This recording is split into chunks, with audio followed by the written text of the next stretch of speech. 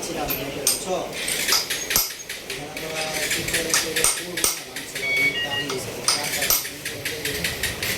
লাগে